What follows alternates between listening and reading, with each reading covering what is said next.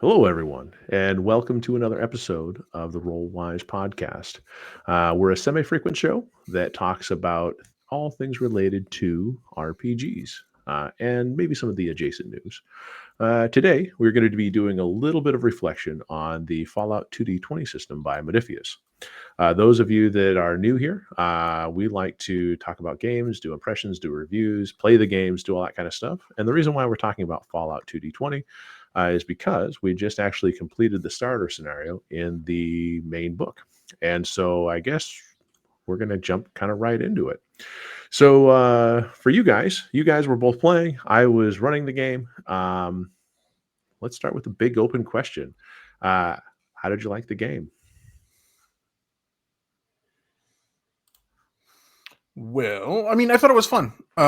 It was the first time I've read a lot of the Modifius 2D20 games because they have some properties that I really enjoy, but I hadn't stepped up to test the mechanics yet. And I felt like the game was fun. I think once you figure out the action point economy, it kind of makes you feel like you're doing things all the time, which is good. Which is often my complaint about more crunchy games, where it just doesn't feel like you're doing stuff sometimes. So I thought that was fun. I really enjoyed the starter scenario, actually. I thought it was very cool. Yeah, we'll talk about the starter scenario in a little greater detail. So we'll also put like a spoiler preface about it, just a little bit more. Early spoiler preface this time when we usually don't do one. Yeah, we'll tell you the spoiler before we actually talk about the starter scenario. So Jeff, what about you? How did you like the game? What did you like about it? I think once we got into it, and I thought the first session was a little rough. Like first sessions are, right? You were new running it, we were new playing it. I really think once we figured out that there was an action point economy that you could not ignore, well, that you only ignore to your detriment. It actually did. It actually was fun. I had fun role playing the characters. I had fun trying to solve what was going on. It was a fairly clever, I thought, scenario. Not to get too much into that, but the rules didn't get in the way, and we became much better characters when we figured out that the whole we need to generate some act. We need to do things to try to generate action points so that we can do cool things with the action points. And having that shared pool, I think once we got the hang of that, but sometimes you got to risk it and try to build stuff up. It was kind of neat. It kind of created a game within a game. I suppose some people may not like that, but I wouldn't hesitate if somebody said, "Hey, I've got this Modifius game that I want to run, whatever of their licensed properties," or do they have a version that's unlicensed that's just more generic, or are they all licensed? I mean, they have Dune, they have Conan, they have Fallout, they have. Well, they don't have Conan anymore, technically. Oh, they had Conan. Yeah. I mean, it's still a game that exists, but it's not their property anymore. But if somebody said, "Hey, do you want to play this, 2D20 game?" I'd be like, "Oh, sure." I know that there's some differences in all the settings, but I would definitely play again. Gotcha. I had fun. Yeah, I had fun. A lot of fun too. It was. I think the system's pretty dynamic. I know a lot of people have said that some of the stuff that I've read, there is a worry about like how crunchy it is and kind of what you need to remember. But I think once you get it, I think the other thing that they say often is once you get it down or once you start being able to work within that system, like it really kind of becomes second nature in how you're doing things. And I think we really started to see that towards the end of the first game. Instead of like I think one problem, because we didn't know the game, is we were really trying to hoard the action points. Like we were worried about using them or luck points. Yeah, we weren't using the luck points or the action points. We were kind of holding on to them. And really, I think one of the things of the game is this is a resource that you should spend, and you should spend it whenever you have them available. Exactly. One of the things that I think is different about this and Conan is like Conan has a mechanic where you can get action points if you don't have any. You can actually give. And this is something that I thought was interesting because I was reading Conan recently in comparison to Fallout, is because one of the things that we talked about is like the weird gaming mechanic where you almost want to do like zero challenge things to like Conan doesn't suggest that. Conan says if you want to do like use and get an action point to use, you can give the GM a doom point, which is a narrative like point for action point for GMs, and then you basically use an action point. So you can give they have a similar mechanic in Fallout for that. Yeah, we just didn't really explore that. Yeah, so you can give the DM a point, and then you can roll 3 dice, which we know that as soon as you're rolling 3 dice or 4 dice, like you're more than likely going to get those extra successes that add up to action points. So right. So yeah, I thought the action points were a very powerful component of it. Now, in terms of your characters, I didn't feel like you guys. I liked how it didn't feel like you guys were like starter characters, if that makes sense. You know, I mean, the typical correlation that you draw is you're like, oh well, I'm a first level fighter, because in this game it's a very heavily level based game. You know, you have everyone starts off at level 1 and everything like that. So if you were to compare like how you felt playing your character as a level 1 fighter in like D&D versus this, I felt like this one was more accomplished at level 1. Like you could actually do stuff within the confines of the mechanics. And even in combat, I didn't feel like it didn't feel like you were bad at combat. It just felt like in the first bit, you were just so hesitant to use like action points and stuff like that. You kind of, you limited your roles quite a bit to just like the standard stuff, which seems like by standard, I mean, like by rolling 2d20, it feels like you could still succeed, but it's definitely harder than if you added action points to it. So did you guys feel that way about it? Did you feel like your characters were fun to play even at first level? I thought they were fun to play. I didn't feel like we were severely underpowered compared to the things we were growing up with. I felt a little underpowered at times. Some of that was gear related, but I thought they did a good job balancing that.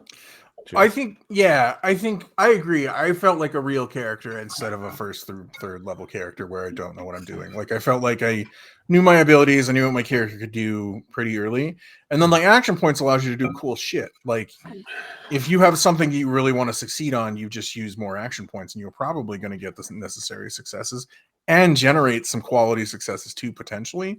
Like, and I think that's kind of cool. Like the action points really kind of allow you to do cool stuff, which I don't think, like you never have that moment in D&D. I think one of the difference between D20 systems that exist currently is, like you don't have that. Like you don't say, I really want this to succeed, so I'm going to use more. I'm going to use these action points to do it. Like you don't get to really modify that role ever like that. And I think that's one thing that I did like about the system is you can say, well, this is important. I'm going to use these resources to make something happen for sure. Like I'm going to spend four action points, or I'm going to spend 4 action points and a luck point or whatever. And like it gives you, I think it gives you more agency in the mechanics of the game, which I think is one of those things, which I think is what makes it interesting, which I think is one of those things that some of those other systems are lacking. Good. Yeah. And I thought, that was, it does give you that kind of drive to succeed. And don't get me wrong, I definitely am one of those people that failures can also be interesting. And in this game, you can succeed at a cost, and you have other things that kind of help drive interesting narrative points throughout the story and all that stuff. Yeah, the complication mechanic is always interesting in any of those games. The complication mechanic, where that's always interesting. The fail forward sort of thing. And I like fail forward and all that stuff, but it does sometimes feel good to like plan something and knock it out of the park. I mean, anybody that gets that, and I mean, like anytime you get that roll and you succeed and it's kind of a long shot and you're like, yeah, let's do this. I mean, that kind of feels nice too. Like, like the failure may be funny and interesting, but the success can feel good, even though it's a D20. Well, it makes for like actual heroic moments where it makes for those moments where it's like, okay, I'm going to do something that sounds crazy. Yeah. And then like tip the tower over, like when, spoiler, if anybody wants to listen to it, when my character tipped the tower over, it was like that. It was like, oh, I'm going to spend some resources to make sure I do this. And then I did something that seemed heroic within the context of the story. And you don't really Like a lot of times in other systems, when somebody does something heroic, it seems more like an accident. Oh, I rolled a 20 and I one-shotted that guy. Like that's an accident, not Yeah. it's not on purpose. Whereas in this case, you could say, I'm going to do this heroic thing. I'm going to spend all of our action points, Mm-hmm. and then I'm going to spend some luck points to re-roll anything that's not successful. Like I can spend those resources and do that, and I think that's cool. I think that's neat. Yeah, and I thought it was definitely an interesting, like when seeing how you guys played between the first and the last actual session. It definitely felt like it was a very different, like it almost felt like a different game based on how you were rolling the dice and how you were approaching the mechanic, which was kind of cool. Now, how about things that you maybe didn't necessarily enjoy as much about the game? I now caveat, I mean, we only have one Yeah. adventure under our belt or Sure. one quest. And so, I mean, really, I think I'm going to add probably some additional items based on my read through from this. But I'm curious as to what you guys like. Were there things you didn't like about the system based on your first playthrough? And what would be some areas that maybe something you could see growing into a problem or something like that? You want to start, Brent, or you? Yeah, I can start. I am still a little confused by the body part table. Like Mhm. I think it relates to injuries, but that felt a little clunky and weird. Like um because you have hit points and then you have the body location, but the body location is only for power armor, kind of, or where you hit for an injury, and that felt kind of weird to me. Mhm. And then it did seem like occasionally, like once or twice, it did seem like the NPCs, the bad guys, let's say, were much. They had more hit points than us, and that might just because there were more of them most of the time. But like we seem to be pretty squishy most of the time. Mhm. Get a helmet. That would be my other advice for everybody. Get a helmet in case you get hit in the head. Well, I mean, considering you got shot right in the head right out of the gate, I mean, 3 that's a times. 3 different combat encounters. Yeah. 3 different times I was shot in the head. I don't know what you're talking about. Yeah. Okay. Well, Brent should get a helmet. Is really what it's saying. No, everybody should get a helmet just in case. Wear your helmets. That's all I'm saying. Yeah, and I'm curious if like because I've never looked at any of the other games in any detail. Does Conan have a body part location as well, They or is do. that? I think it's the same sort of thing. They make a point of saying it's optional in Mm, the thing, and I think because I think what you can do in yeah, they say the body chart is optional in Conan, whereas like you just do like if you hit them, you just in crit, you just do an injury, and then it just tells you what the injury is. You yeah. don't really have to determine what body part it's to, Okay. Because I mean, because I think. because I I mean, mean, really, if you roll on the injury table, the injury, like if you roll an injury, the injury will tell you what body part it's to technically. that's So, and I true. think that's how Conan kind of handles it. Well, and I mean, if I was to kind of speculate here, it feels like more that this is a chance that they're taking to make it feel more like the Fallout game, using the pip system and having, Right. the ability to shoot those different parts and everything like that. I kind of get that. And I mean, I've always been on the fence. I don't know if you guys remember like people making called shots in old Mhm. school D&D and like, Yeah. oh, I make a called shot to his head. I can't remember if there was enough benefit to doing called shots because I felt like you took a major penalty to not do anything that was amazing, and it never got to the point where you say like I called shot him in the head and I coup de grace him from 200 yards as a sniper. Like that never occurred, I don't think. There was weird mechanics against called shots though, and like AD&D, I think is the last time they did called shots, and there was like a Mhm. weird percentage thing that happened. Like you rolled a hit, and then you rolled a percentage dice to see if how much damage you did to their head or something like that. Like it Yeah, was a weirdly abstract system, and that's kind of how I feel about this. Is it's a weird abstraction. Whereas if you're gonna do like a body part chart like that, each body part should probably have hit points. Like you should divide your hit points up between your body parts, and then get an injury once the hit points are depleted or something like that.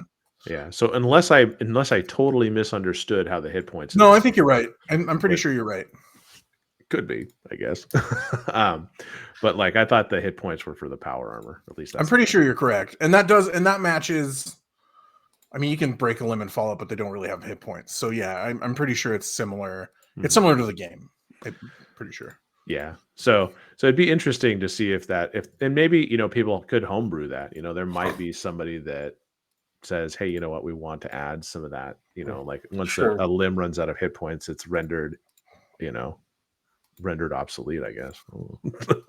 There are systems that do that. I think there are some old school systems that did that, Mhm. and that makes combat slower because there is that added level of abstraction. Mhm. So Yeah. it might be fun to try. I think Warhammer Fantasy, the older editions did that. I think it might have done that.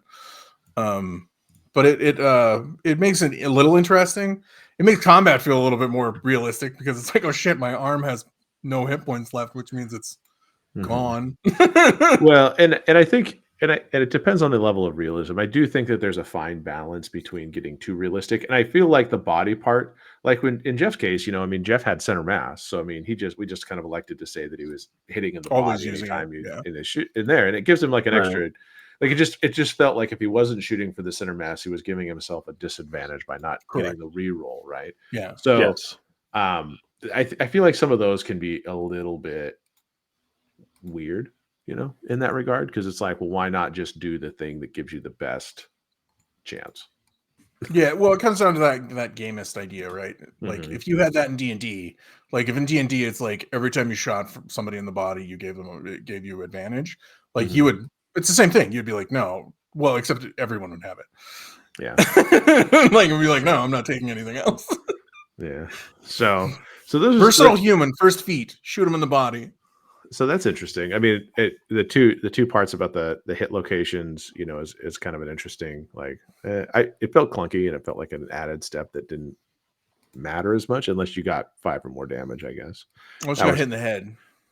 and 5 or more damage for the crit. Because I mean, it really mattered that first fight. Like that's what made the first fight really hard. Was Yeah. me getting Basically the blown minus backwards, Your the brain prone. removed. the -2 to all of my Yeah. actions. Because like that means I had to roll 3. Like that's what made it suck the first time was I immediately got injured and had to roll 3 dice to hit anything. Like Mhm. 3 successes. And that's hard. Yeah. So, and what about you, Jeff? What were some of the things that you thought were kind of some areas that you were, You know, a little wishy-washy on, maybe? I think there are some balance issues between some of the powers, between some of the modifiers on some of the weapons. Like on their damage, like where they have actually like. I don't understand why anybody would ever have a pipe gun when you can just get a shotgun for close range combat, and the way that the zones were, defined.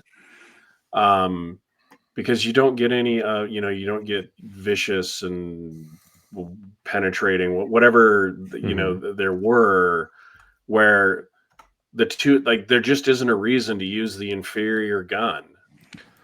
Yeah, I mean, and I can see that because it seems like it did seem like the discrepancy between two common weapons. The pipe gun was 3 damage, no damage qualities. Shotgun was 5 damage, 2 damage qualities, and you're like, Right. Right. and those damage qualities, like, I mean, They made a they difference. they were hugely impactful. Things like spread were really bad. And against you guys, things like burst, that was like, I mean, against small parties and stuff like that, as a game master, you have to kind of be careful because, like, if I roll effects with a spread gun, then I hit both of you, right? It's like Right. all of a sudden I take you guys out with a couple, random laser fire blasts and whoops, quest over, that kind of stuff. So interesting. Yeah, the damage qualities and like the weapons seem a little unbalanced. Okay. I mean, a little bit. And maybe it's mostly the damage qualities. I mean, it isn't that, I did fights without a shotgun. It's just once I got one, it was like, this is suddenly an entirely different game, and maybe that's part of what they want. Mhm. Well, But yeah, the pipe pistol is your starter pistol, so well, yeah, nobody uses a pipe gun even in the video game. right, it's So probably the pistol you're supposed to throw away as soon as possible. It motivates you to get better. God, I hope this breaks. Exactly. God, I hope somebody drops a shotgun. Yeah. Well, so But I guess does I that mean, make it you creates feel some balance, which isn't always fun, especially if the enemies are armed with the imbalanced weapons. so? Do you feel like you're kind of prompted to make correct decisions, or instead of interesting decisions in that kind of situation? Like as a person who may be getting into combat, it sounds like you would search for a shotgun or something similar over any other weapon, just because in that close combat sphere it's just like no comparison. Or do you feel like you could still make interesting decisions and not put yourself at a tremendous handicap? I think you could still make interesting decisions. You, you always can. You are taking chances, though. You're taking a risk. You Mhm. are potentially being less lethal, less impactful, and it's not a game where you get them down to 2 hit points and then ask them to surrender, right? There's a lot of mutants and robots and crazy people, and Hmm. it's So just like not a a system, designed for that type of role Yeah, it's not really playing. a world designed for that. Yeah, the I mean, world, the setting. it is, but the setting isn't always that. I mean, there is speech checks in the original, but not with really bad guys. Right. Yeah, like a feral ghoul doesn't usually take the time to see Correct. what your motivations are. They usually are like, Right. The super mutant or, a monster aren't, going to hang around and chat with you, except which for is right. fine. You just have to know the game. Mhm. But and we in fairness, we didn't get to experience all of the weapons. We didn't get to play with all of the rules. Mhm. There was a lot. Like, it's a little crunchier than especially some of the systems we've been playing lately. Yeah, one thing that I think evens it out, that I think would even it out and evens it out in the long run, is that we have abilities Mhm. that make us better Right. than the NPCs. I was surprised when I think you said that one of the NPCs had an ability. I think it was the sheriff had some ability, or was that just the gun that could do that? Had the Burst. spray ability? Yeah. That was just the gun. Okay. And so yeah, so I mean they benefit from a lot of the same damage qualities that you do. So it evens out in that regard. The Now you damage guys. is fine, but it's like our abilities that I think separate that are what balance it Mhm. out for us. Like the fact that you could re-roll dice every time you shot, which we didn't do the first game at all. Right. Which I That's think is true. the game that felt the most imbalanced, was the game that the first game, I think, is the one, well, where I almost died. Mhm. I think you did a lot better the second one, when we were like, oh, center mass, use it every time. Mhm. And then the super mutant, like, even though he doesn't have an ability, like 12 strength and 12 endurance is insane. Mhm. I would say that mechanically the game leans a little bit more towards high agility characters, like being harder to hit and going sooner. Mhm. Um, or just being super aggressive. Well, Like I mean, that was the scenario we played, though. I could see some other things balancing out. I don't know. like being super aggressive is important too if you get that first turn.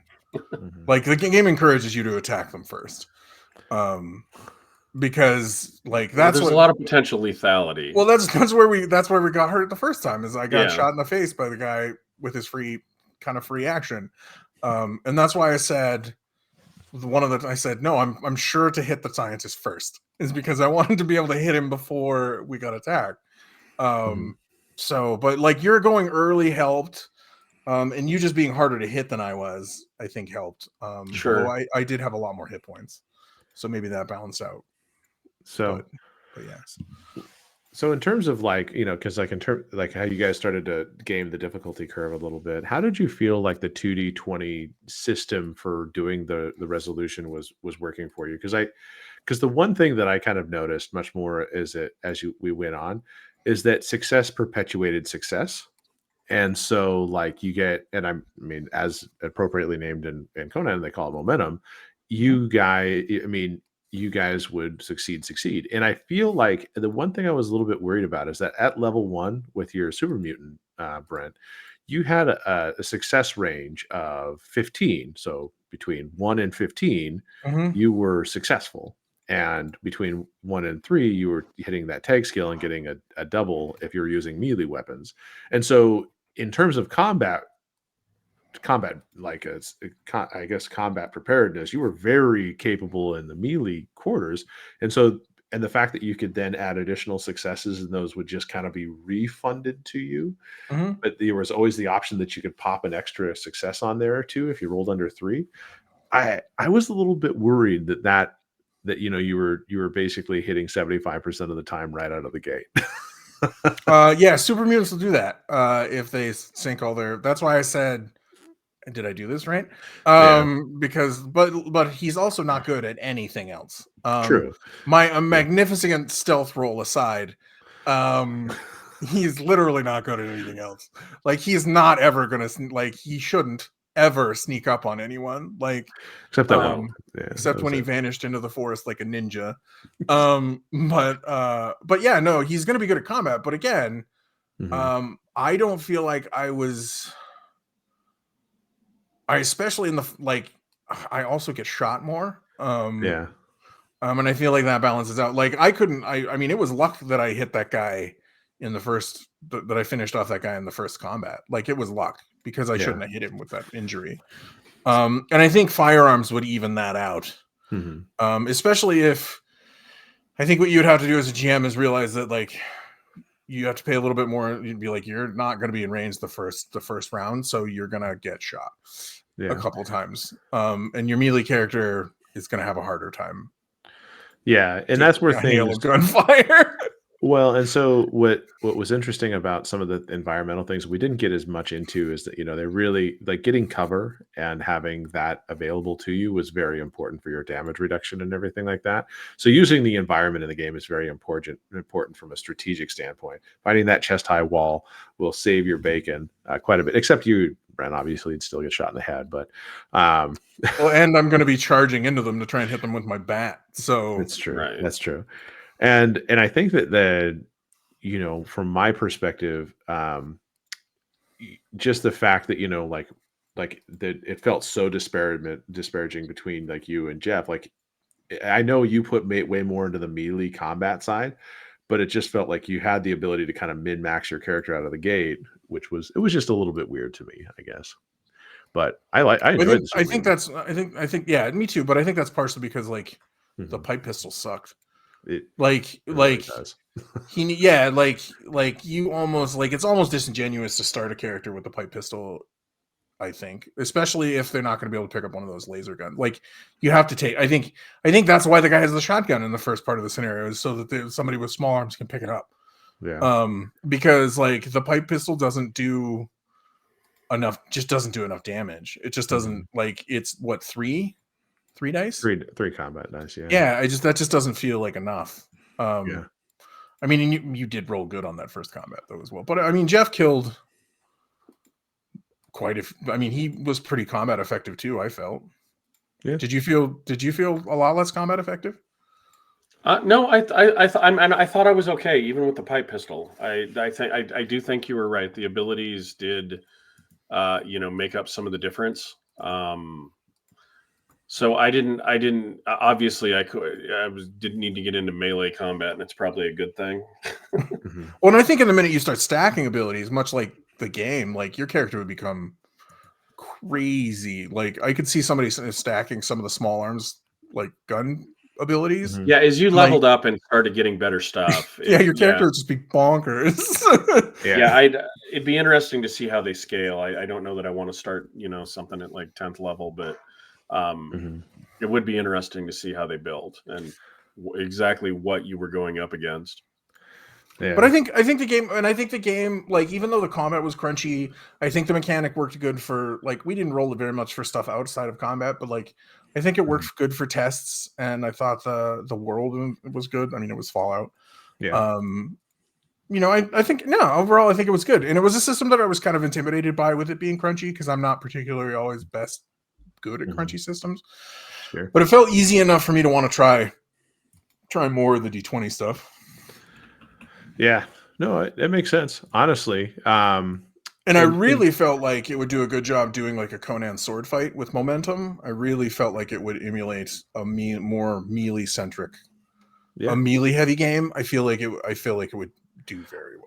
And honestly, I think that would be very cinematic in terms of like that you push it because you have the momentum points, and so you make like an extra attack, and but it like reeks of desperation as you swing. Yeah, you just have the advantage. You are pushing him back and have momentum because you have the advantage because you are succeeding. And I think that's a cool, like, even before, after experiencing it, I thought that was, for me, Like, it felt really good. Mhm. As somebody who fails a lot at dice rolling, it felt really good to be able to use that stuff and like push my advantage. Like, I felt rewarded for my gameplay in that case, which I I don't don't know. a lot in like D&D. Yeah. Well, and Brent, honestly, that's 2 games now where you've just been crushing it. That Alien game, you've been absolutely blowing it out of the water so far. What I always, it's the importance of the rolls that It is on the matters. scale. Yeah, the Yeah. more important the roll is, the more likely I won't roll Oh, well. that's fair. But if it's like clean the toilet, roll your clean the toilet ability. Oh look, Brent got 45 successes in the clean the You toilet. critically succeeded. Look at sparkles. You could eat off this toilet. Out of 5 dice, Brent got 45 successes. It's the most amazing thing ever. Oh, somebody's gonna die? Brent can't roll a success to save anyone's life. That's funny. Yeah, so I guess back to Fallout. Yeah. The one thing that I would say is that because we played just the starter scenario, we didn't really get into a lot of like some of the more detailed systems, and I feel like those systems would be a little bit harsher. And I could have implemented like the survival systems that they have, but I feel like these are a little bit tedious. And let me just kind of explain why I feel it's tedious. Is that to kind of emulate the game, they give you like hunger and thirst and stuff like that. Sleep, and then they also have exposure. And so when Right. you're in fatigue, I guess, so like all these things are different sliders that you kind of play with as the GM to kind of add tension. You're in a wasteland, so obviously you're not able to get food everywhere you go, that it's not irradiated and stuff. However, the effect that they have seems to be really micromanaging, and I'll just use thirst as an example. So you're quenched if you drunk as much as you can. Drinking more beverages, which quenches, has no effect on your thirst. And then it says, after an hour of being quenched, you become hydrated. So you drop down a scale. And then after 2 hours of being hydrated, you're now sated. Or I'm sorry, you're after 2 hours of being sated, you become thirsty or whatever. And then after 4 hours, you become dehydrated. And after 8 hours, you become fatigued from your dehydration and have to drink water. So this is an entire mini game in itself to just track Yeah. time and water consumption that just seems way too micromanagey, especially given the fact that I didn't see anything on the character sheet that'll easily allowed you to track your fatigue, your hunger, your thirst, or your radiation states. So I didn't see it on the base character sheet. Is there an expanded character sheet maybe? there might be. I don't know. But like I just was thinking about that, and I was like, oh, I'm glad I didn't use those, because I mean technically you guys walking um Right, through the woods. through the woods doing a half a day thing, I'd have to go, okay, did you bring enough water to stay hydrated? And I feel like that adds that dimension of like I would just hand wave most of these unless it became critical later down the road. Like in an average day, I wouldn't have you worry about this stuff. And I think that's probably what they would represent, as if you were in like a settlement, you probably wouldn't have to do any of this as well. But it's just like, we're not really simulationist gamers, and that's more of a simulationist thing. mhm. Like, what would it be like if you're walking through an irradiated wasteland? Well, you'd probably be thirsty a lot of the time. Let's go drink some irradiated water. And like, we're not really simulationists, so I prefer systems. I hope they didn't say, like, I prefer that to be an optional. I would cut that too. I prefer those to be like presented as optional rules as opposed to Yeah.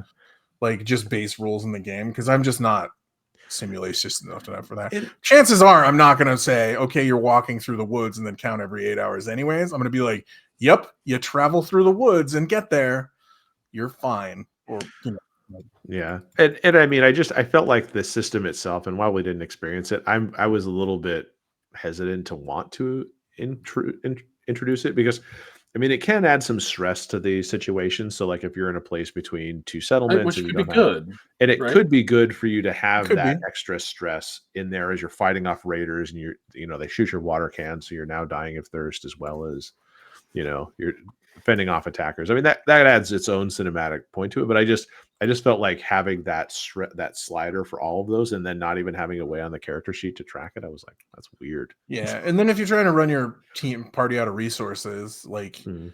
do you really want to be dehydrated for that fight? Like, that would be another reason to use it, just to just to be like, yeah, the environment you're in is hard, and I consider that a difficulty slider, not necessarily a narrative slider. I consider that the game is tough because now you're going to starve to death or freeze to death and then the other thing that I thought wasn't really well explained is the scavenging scenes, because like the scavenging, when you guys went into that room, and you guys were in the trader's place, I mean, that technically could be a scavenging scene in terms of how they describe it, because as you play through the Fallout, the video game, and everything like that, obviously you're going into all these different ruins, and based on if it's been ransacked already or not and your ability to find things, you have some different tests that you make. Usually you make like a perception versus survival, but it doesn't really tell you how much stuff should be in anything.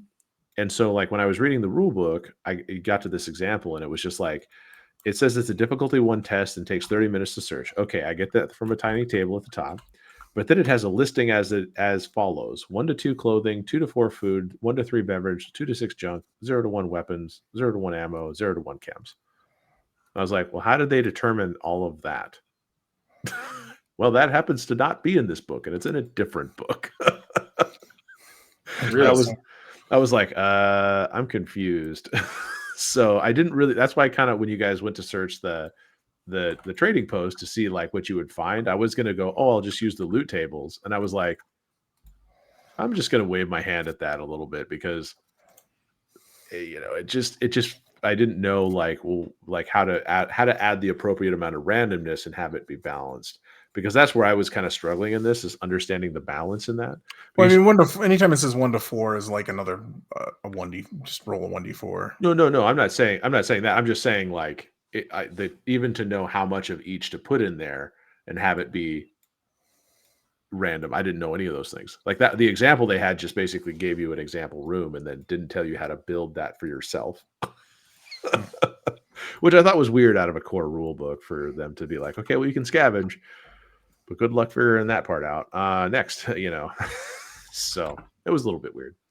I mean, I don't think there were very many other things. I mean, there were some other rules that probably could have been improved in my mind, but I feel like for the most part, it was a lot of fun.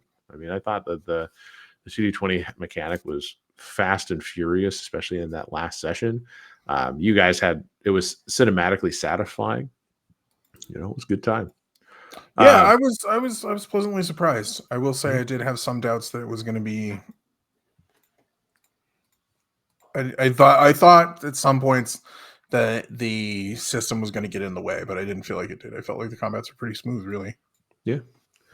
So I guess let's just round this one out with our starter scenario. I mean, so in this case, I kind of ran the starter scenario as much to the book as possible. So for spoiler alert for anybody that's actually looking to run with a bang or with a whimper, for your team, God, I don't have to worry about all that crap. If you want to run it as an icebreaker for your team. Yeah, if you want to run it as an icebreaker for your team, or you want to run it as a game for your friends, it was an interesting scenario in so much as that it felt very Fallout. But I did like some of the things that they encouraged you to do, not kind of assuming that you had a ton of role-playing experience under your belt, which I know a lot of people, or they would have at least some going into this. But how did you guys like the format, like kind of putting together the details for the town as you went and all those things? That was hard for me, because there were times where something immediately came to mind, and I had something that I thought wasn't just me spouting bullshit to fill blanks. Do you know what I mean? It's like when you play Mad Libs, like some of them just resonate with you. You know what I mean? And it's like, I got this, and it's kind of an interesting tie-in, and it's something that maybe we can come back to at some time. And some of them are just complete throwaway because I needed a noun that started with Y, and I couldn't think of anything other than yarn. Yeah, I think it depends a little bit on kind of my mood more than the game. Okay. For me, like sometimes I'm really gung ho about it. Like, yeah, this person's name is so and so, and their backstory is this. And sometimes it's just like, for me, being asked to add those elements is like, as a person who's GM'd a lot, sometimes it's like, God, if I wanted to run this game, I would run this game. And I want stuff fed, and like, and I feel guilty saying that sometimes I just want to be a player and have stuff spoon fed to me. And so that makes it hard sometimes. But once I started getting into it, it was okay. When it was like I think I named a couple characters, Banks, and then the lady Chester. It takes a lot of buy-in from the players. Like, the players have to be very much bought into what they're doing, and I think that would be harder for new players. Because again, I always think that improv is like the hardest part for new players, in my opinion. Like, they're just not used to being put on the spot and being like, "Hey, think of this now." And like, and on top of that, make it funny and or interesting. Yeah, make it entertaining. Feel free, yeah. It's got to be entertaining. Cool. Yeah. But it's helpful if you get that buy-in from players and can do that, because then it's not, the responsibility isn't all on you. But yeah, sometimes I admit I just want to be spoon-fed stuff, and that makes it hard sometimes. But I think once you get into it, if you can like I was definitely more into it when I was like Chester and Banks, and I thought Two Bobs was brilliant. Like, that stuff. I think we can do it. It's just sometimes it takes building up to it. Sure. Yeah. And at least I didn't just spring it on you guys like, oh, when the NPC showed up, I'm like, by the way, you get to design this NPC. I at least forewarned you that this was you did. I think this is funny. For me, sometimes it's easier if you spring it on me than warn me. Oh, really? Yeah, for me, honestly, it is, because sometimes when like, it feels more responsibility when you're like, just so you guys know, you're gonna have to do this, versus when like we just stumble across and like, what's this person's name? And then sometimes I'm a little bit more drawn in when it's that way. For me, I don't think that works for everybody per se. But for me, that's one of the things that happens from, like I said, for me. But I'll just warn everybody else next time. Yeah, just tell everybody else in private, and then spring it on Brent every moment of every second. Brent, what's everybody in the bar's name? What's your mission, Brent? Everybody in the bar. There's 30 people in the bar. Name them all. That reminds me of a time where I decided, when I was running. Actually, it happened in your game when on the Overedge game, when people were on the bus. I randomly rolled for how many people were on the bus, because I was going to name all of them, and then I rolled like 30 people on the bus, and I was like, God damn it, I'm not naming all of these people. But what if we talk to the person with the canvas bag? Then they would get a name at that time. Yeah, as if it's freshly popped into creation. Yeah, and honestly, I kind of like the way Monster of the Week has you do NPCs, because in Monster of the Week they don't add. You're not supposed to design a lot of fluff. Like, everybody should have a role or a place in the story, that you interact with, so that and so that you basically get name, bare bones, and then like where they fit. Are they a victim? Are they an eyewitness? Are they somebody to hinder your progress? And they kind of just tell you what their role in. And after that, you just kind of go to town with it. I did like the idea of collaborative storytelling, and I've always kind of appreciated like trying to include that in my game. I don't know if on the fly is where I feel like it's most successful. I feel like it's more successful when it's done up front, like how we, during the session 0, created Grief Town, decided it was a rad hog, rad hog community, those kind of things. I feel like that's where the better buy-in comes in, and then I think one area where it's really good for buy-in is if somebody throws something out there that like you're not expecting. Like, they're like, well, I want to go talk to this other tavern owner that is in competition to the tavern that we're at, because there has to be another tavern owner, right? And then it's like, okay, what's that tavern owner's name? Like, I think that's when it's really good to use, is like, because the player then has an idea of what they want, and you can kind of steer them into creation then. Yeah, like tell me more is a good one.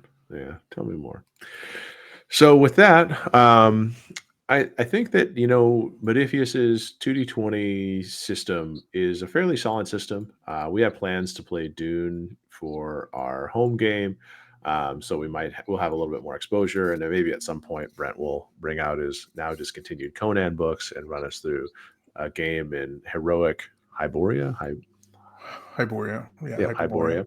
Hyboria. And there's also cohorts coming out this year. mhm. Yeah, and the cohorts Cthulhu. So there's going to be some more opportunities for us to see how the game is run, and maybe like Free League, it gets more refined with each game that is made. As each game is made, it iterates into the best version of itself. So we'll see how it goes. But final thoughts, for me at least, I like the 2D20 system, at least as a start. Obviously there are people out there that could probably give a more long-term, I've been running a game for 3 year kind of perspective on it, but Sure. definitely it should be played. And especially if you like Fallout, I felt like you got a really good Fallout experience. I'm not personally familiar with the synth storylines or anything like that, so I see seeing all the different things that were created for Fallout based on Fallout 4. I learned a lot about Fallout by reading the book. Yeah, they for me. very much... Go ahead, Brent. Go ahead. No, go ahead, Jeff. I just, if I remember it, the synths were a much bigger deal in Fallout 4 than they were before that. Like they existed, but it weren't quite,